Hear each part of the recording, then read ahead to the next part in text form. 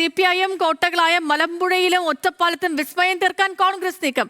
ഒറ്റപ്പാലത്തെ CPIM നേതാവ് PK ശശിയെയും മലമ്പുഴയിൽ VSന്റെ personal assistant ആയിരുന്ന A സുരേഷിനെയും സ്ഥാനാർത്ഥിയാക്കാനാണ് കോൺഗ്രസിന്റെ നീക്കം. മലമ്പുഴയിലേക്ക് കോൺഗ്രസ് പരിഗണിച്ചതായി A സുരേഷ് സ്ഥിരീകരിച്ചപ്പോൾ തന്നെ ഇതുവരെയും കോൺഗ്രസ് സമീപിച്ചിട്ടില്ല എന്നായിരുന്നു PK ശശിയുടെ പ്രതികരണം. മലമ്പുഴയും ഒറ്റപ്പാലവും CPIMന്റെ ഉറച്ച കോട്ടകളാണ്. എന്നാൽ ഇത്തവണ ഈ മണ്ഡലങ്ങളിൽ CPIM ബന്ധമുള്ളവരെ UDF സ്ഥാനാർത്ഥികളാക്കി അട്ടിമറി വിജയം നേടാനുള്ള ശ്രമത്തിലാണ് കോൺഗ്രസ്. പാർട്ടി ജില്ലാ നേതൃത്വവുമായി ഇടഞ്ഞു നിൽക്കുന്ന CPIM നേതാവ് PK ശശിയെ ഒറ്റപ്പാലത്ത് മത്സരിപ്പിച്ച് വിസ്മയം തീർക്കാനാണ് കോൺഗ്രസ് നീക്കം.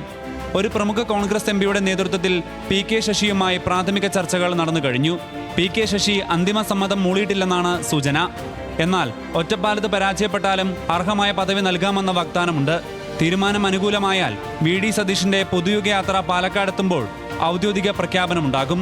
ഇതിനു മുൻപായി PK ശശി KTDC ചെയർമാൻ സ്ഥാനം ഉൾപ്പെടെ രാജിവെക്കും.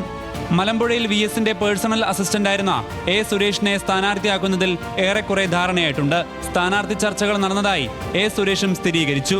ഒരുപാട് കാര്യങ്ങൾ സംസാരിച്ചതിന്റെ കൂട്ടത്തിൽ ഇതും പറഞ്ഞിരുന്നു. വാസ്തവമാണ്, നിഷേധിക്കുന്നില്ല. ഇടതുപക്ഷ മൂല്യങ്ങൾ എപ്പോഴും ഉയർത്തിപ്പിടിക്കണം എന്ന് ആഗ്രഹിക്കുന്ന ഒരാളാണ് ഞാനൊരു പാർട്ടിയിലും ചേരാൻ ഇതുവരെ ഉദ്ദേശിച്ചിട്ടില്ല. ഇതിനു പുറമെ CPIMുമായി ഇടഞ്ഞു നിൽക്കുന്ന കൊടിഞ്ഞമ്പാറ ഒറ്റപ്പാലം മേഖലയിലുള്ളവരുടെ പിന്തുണ ഉറപ്പാക്കാനും കോൺഗ്രസ് ശ്രമങ്ങൾ ആരംഭിച്ചിട്ടുണ്ട്. VD സതീഷിന്റെ ജാഥ പാലക്കാടെത്തുമ്പോൾ ഇവരെയെല്ലാം സംഘടിപ്പിച്ച് വിസ്മയം തീർക്കാനാണ് കോൺഗ്രസ് നീക്കം. ന്യൂസ് മലയാളം, കോഴിക്കോട്.